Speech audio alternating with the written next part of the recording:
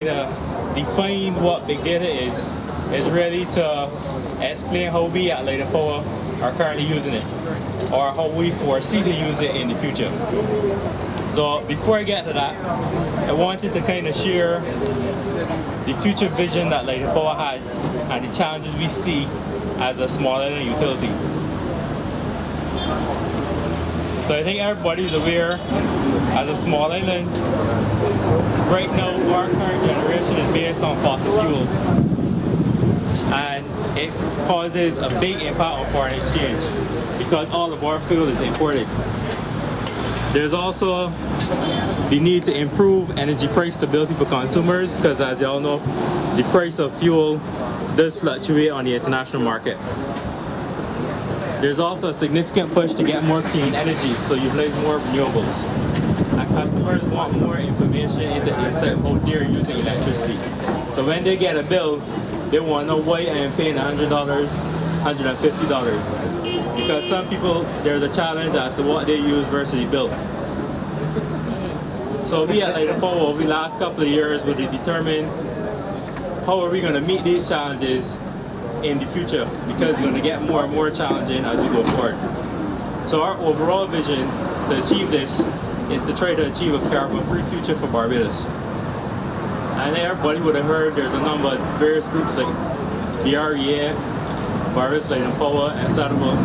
There's a number of private entities that are looking to put more large-scale renewable energy within Barbados. So that falls in line with what Light and Power is doing. So there's two parts that we're seeing. Overall, 100% renewable energy, 100% electrification. Wherein the devices that use fuel, we move to electric devices. So you're seeing a big proliferation with things like EVs, electric vehicles, etc. And the plan is, and this is in support with the government, the idea is to try to get 100% clean energy by 2045. Obviously, if we can get there faster, that's the intent.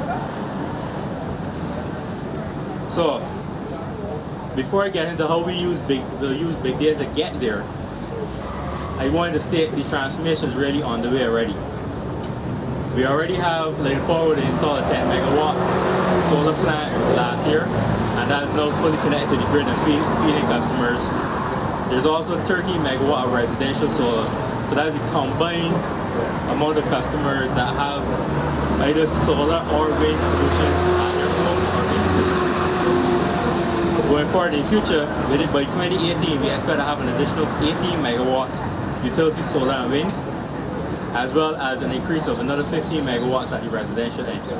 So that is going to now become a significant part of the grid, and that is going to pose some challenges from an integration standpoint and how you manage that.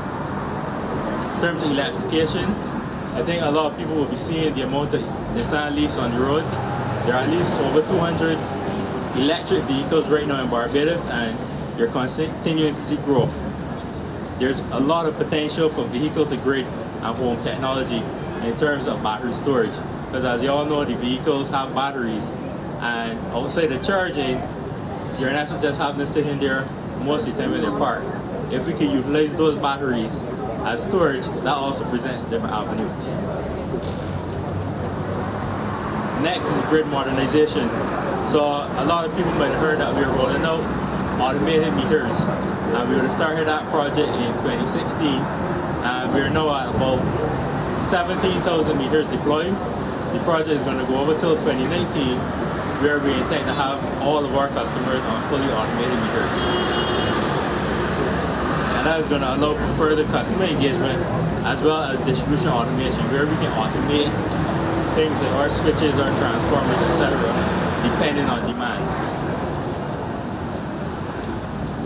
So, I kind of stated where we are in Barbados right now, and what we at Light and Power trying to do is we saw the technology coming with big data. How could we actually use it to deliver or meet these challenges for our customers? So, before I start, big data, as defined by IBM, is any data that cannot be captured, managed, and or processed using traditional data management components and techniques. So within our traditional data management systems, Light and Power would have had a number of systems over the years where we would store stuff like customer information, information as to what's built, our assets, as to what we have in the field, etc. But there was a lot of components to that were not necessarily being tracked in your traditional systems. Where big data is presenting the opportunities that you can now get all of these additional data sources and combine that with your traditional data to a whole new level of analytics. So as part of our technology roadmap, we identified a number of key areas that we will try to utilize big data to achieve these benefits. And the three of them are the automated metering, which is said we started in 2016, improvements to overall grid operations, and our overall asset and workforce management. So to achieve that, before we even got to the application or the data classification and the determining how we actually analyze it to get our benefits, we needed to build a framework as to what we wanted out of big data. And it really comes down to the 5 questions that we need to answer when using big data.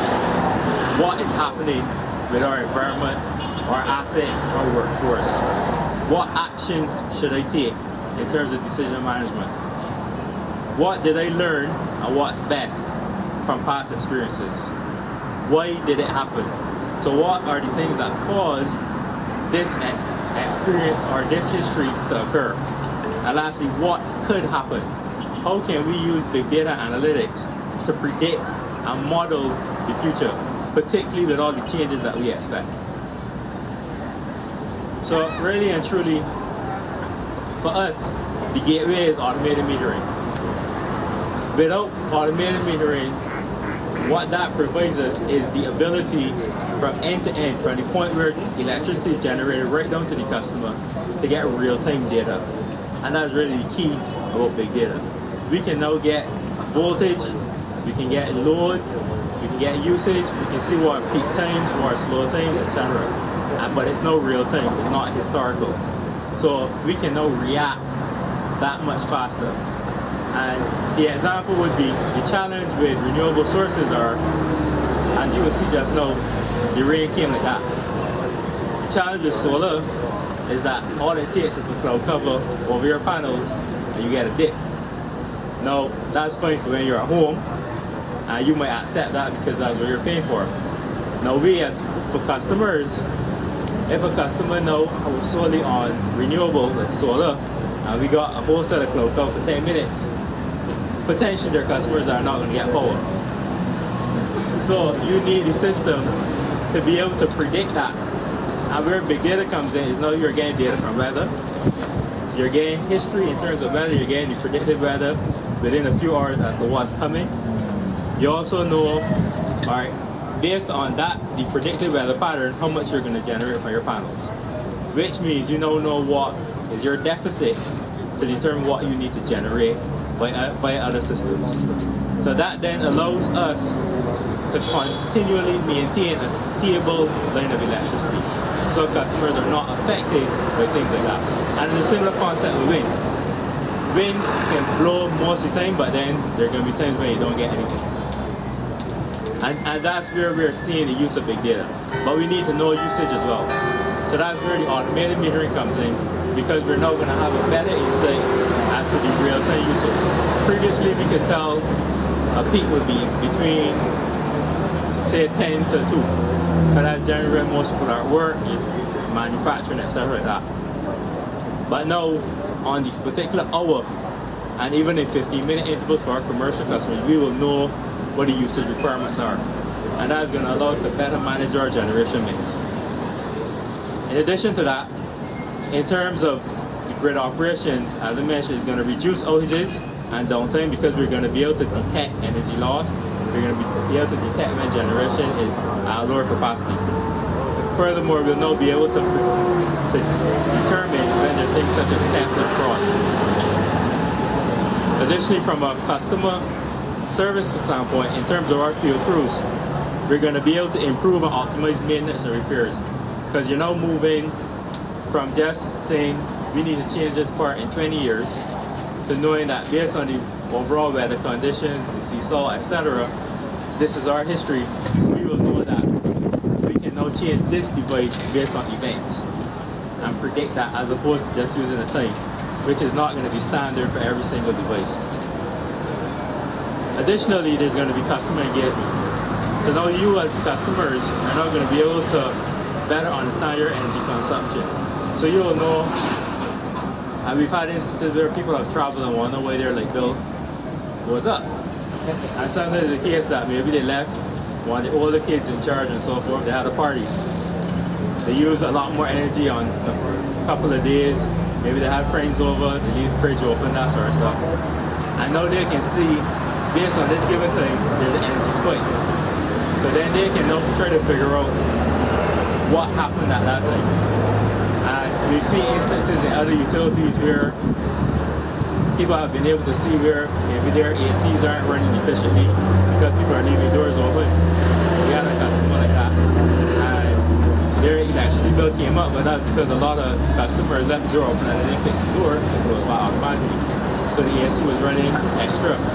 And it's simple examples like that. But as a customer, when you're paying a monthly bill, those things all add up. And that is where we're seeing the benefits of things like automated meter feeding into the analytical model. So that leads into the grid operation. A big part of maintaining the electrical grid is planning. We need to know what equipment is going to be up to meet the demands of our customers. We have to plan maintenance. We have to make sure that parts don't fail. We change them up before they get to that point. But when we bring down part of the generation grid, we need to make sure that what's on can still meet the requirements.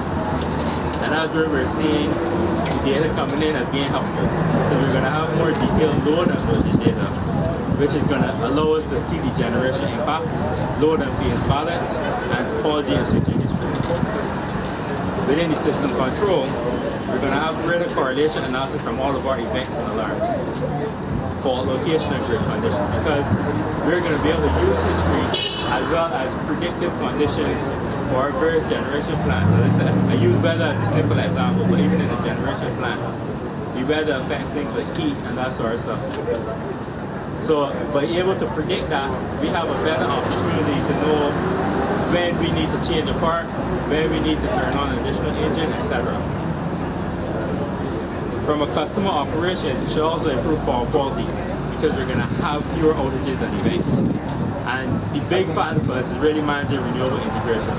As I said, there's no longer going to be like part of the only generation provider.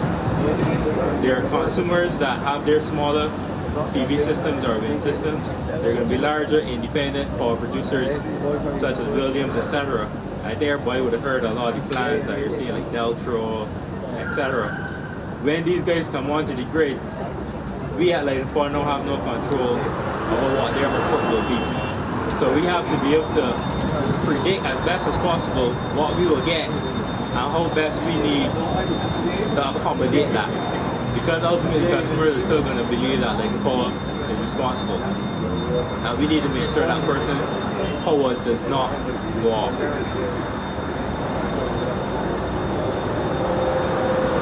Even in terms of asset and workforce management, with the improvements to our existing corporate asset management applications and utilizing all these additional data sources, we expect to be able to improve more overall maintenance of assets through capturing changes field as built, which will improve accuracy and subsequently allow our analytics to better perform on predictive maintenance. So those are some of the areas that we see the overall benefit of big data. We expect a lot more once we get the full automated metering solution in place. And we're also looking at improving a number of sensors on our various assets, such as transformers, all things like that. So really, going forward, as a Light & Power, we see big data as crucial as being a challenge of delivering a carbon-free environment for our business. And furthermore, it's going to allow us to better understand how we can integrate renewables, the energy, the biomaterials, etc. How best we can utilize that and model the overall generation to meet the needs of the customer. And ultimately, we believe that that's going to help deliver on carbon-free. And that's it. Thank you.